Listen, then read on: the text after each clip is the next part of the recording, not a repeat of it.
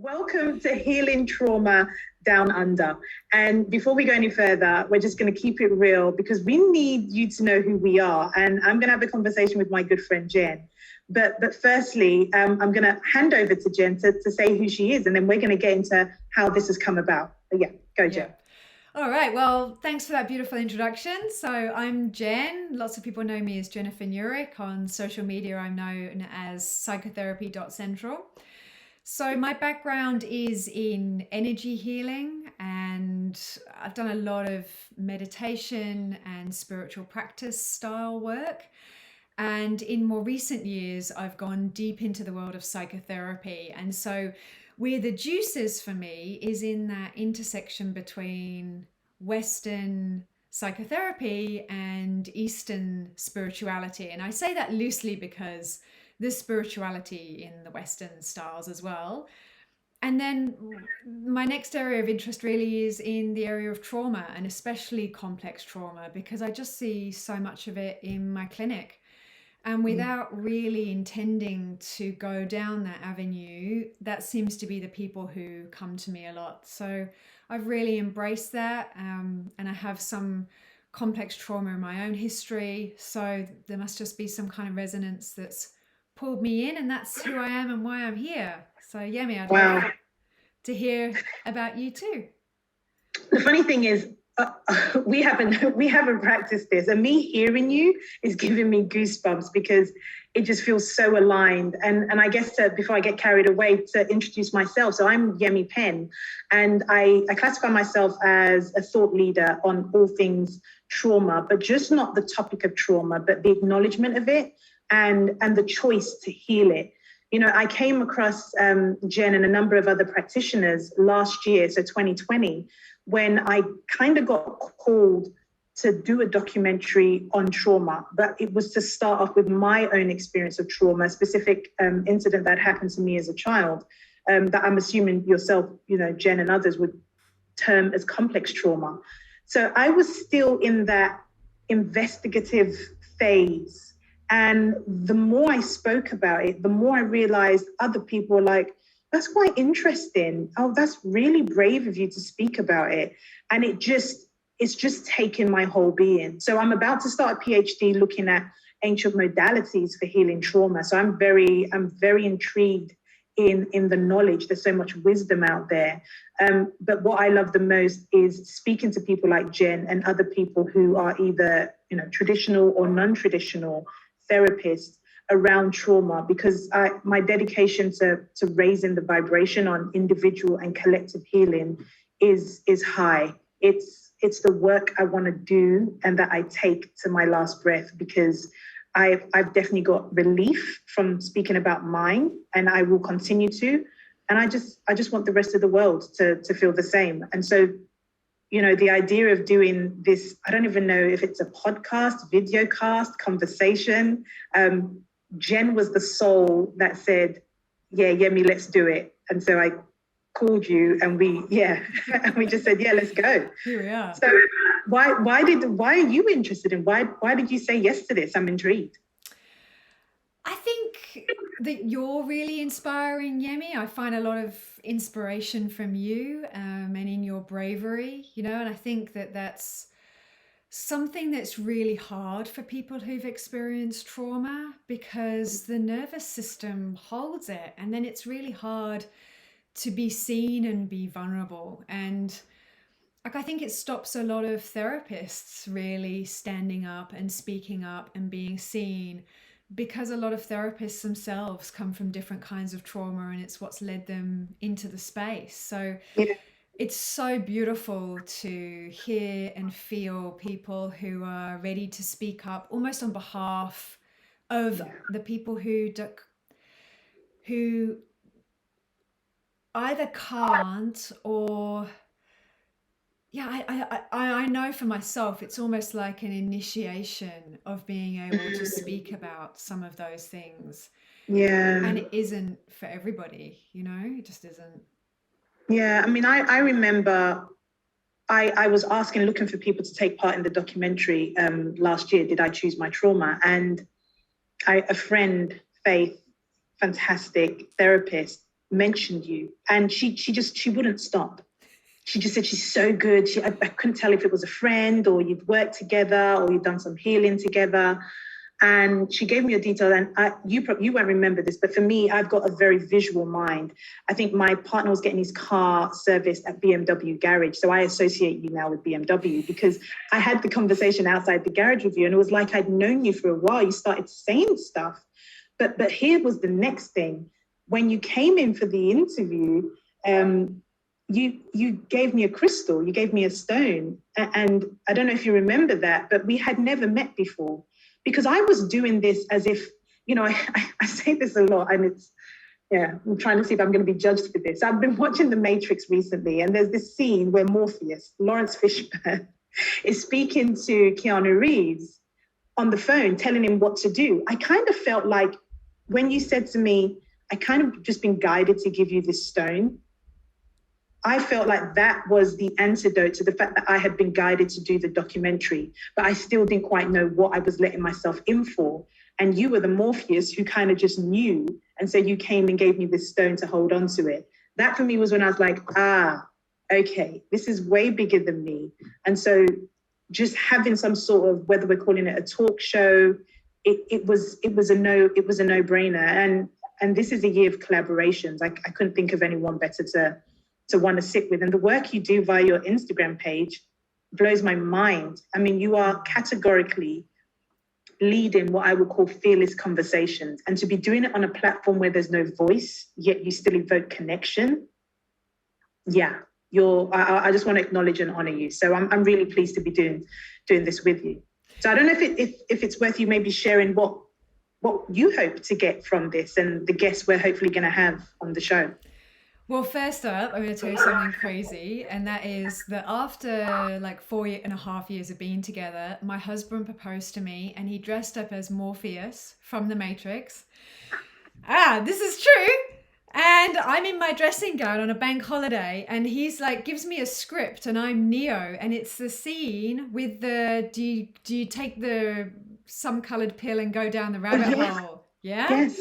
And so I read the script, and I just think he's being goofy. And then he gets down on one knee and proposes to me. And it's a scene from The Matrix. So there you go. No way. So when I was just telling that story, was that going in your mind thinking, totally. how? Yeah, totally. I'm like, oh, there's just like something there, right? There's some, interesting. Can I just say that my respect for your husband has gone through the roof, just FYI. Much respect to him. Damn, wow. Slightly spooky. Yeah, very. So, okay, so I mean, I feel like the whole area of trauma is going through a revolution in and of itself. I think that specialists, thought leaders in the area are really understanding and proving that complex trauma is a thing, that complex trauma affects attachment, that it affects all kinds of things moving forward, and that the days of being able to, slap kids around and do whatever and think that they're going to grow up and be okay is over. Yeah. And that people are really forming this happened, then this happened. And so this is the current reality. And I think also, I'm just hearing it more and more, thought leaders talking about mental health diagnoses and starting to really hold them with an acknowledgement around and a curiosity around what trauma happened in childhood, and interesting, here's the stuff that's gone on in childhood, and these are the mental health diagnoses. And so these lines are just being drawn all over the place. And then we've got, some fundamental work like the Bessel van der Kolk Body Holds the Score that's come forward with just so much literature and research-based knowledge around how the things that have happened to us in childhood absolutely affect our physiology and absolutely affect our lives as adults. So I think it's a really exciting time around helping the knowledge around trauma to move out and start the conversation around it, so that people who are sitting there thinking, what's wrong with me? Why am I not like the person sitting next to me?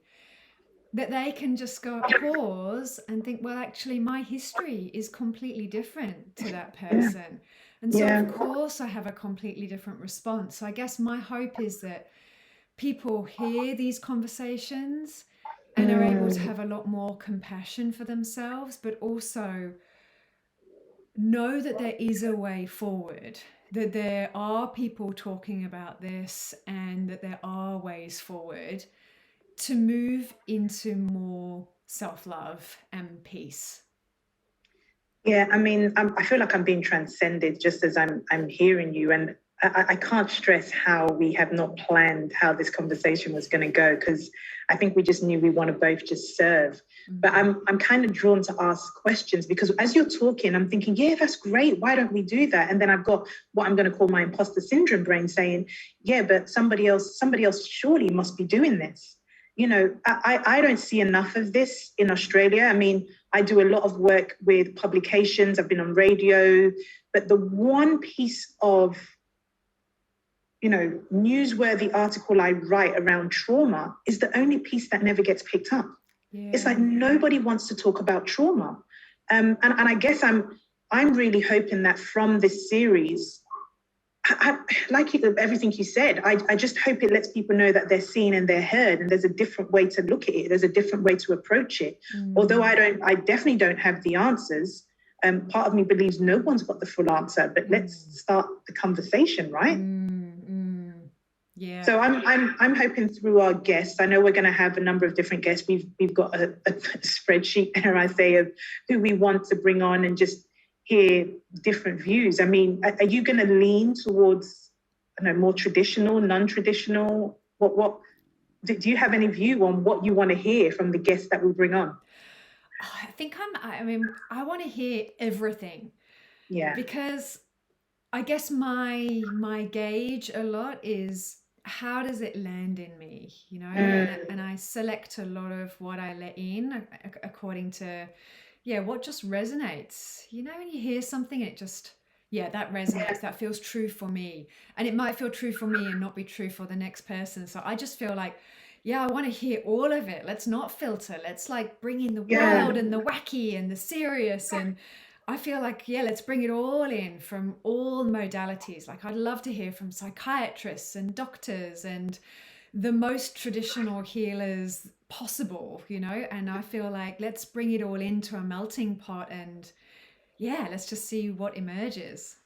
All right, so I'd love to hear who are you interested in hearing from or hearing about? What are you interested in?